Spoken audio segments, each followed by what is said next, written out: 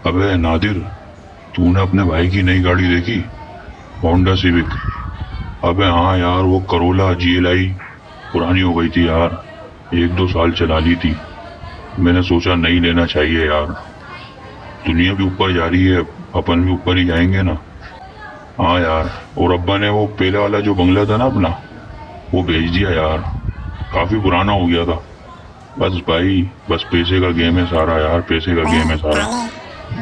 तू मेरे सामने होशियार भी बन रहा है। अबे नहीं नहीं यार, सॉरी यार, काले नहीं बोलूंगा, क्योंकि उसामा भाई ने पिछली वीडियो में भी समझाया था।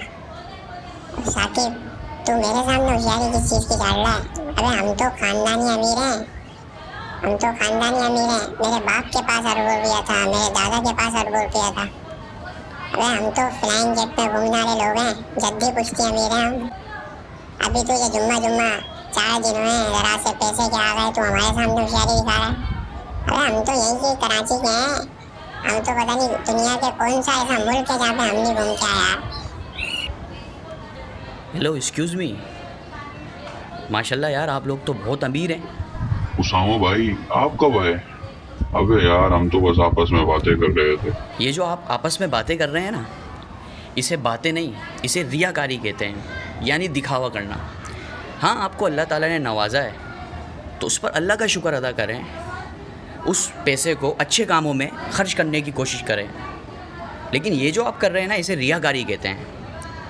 और कुरान मजीद में अल्लाह रब्बुल इज़्ज़त रियाकारों के लिए फरमाता है, युराउन अन्नासा वला यज़कुरून अल्लाह इल्ला कलीला, कि वो लोग जो दिखाने के लिए अमल करते हैं और मेरे लिए बहुत ही थोड़ा करते हैं।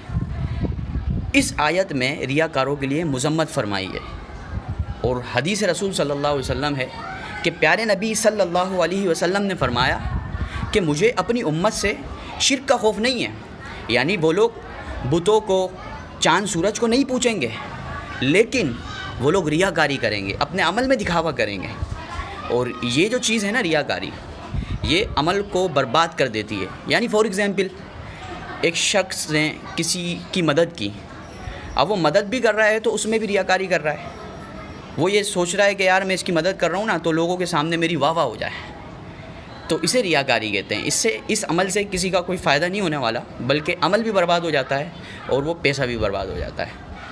तो कोशिश करें कि रियाकारी से बचें।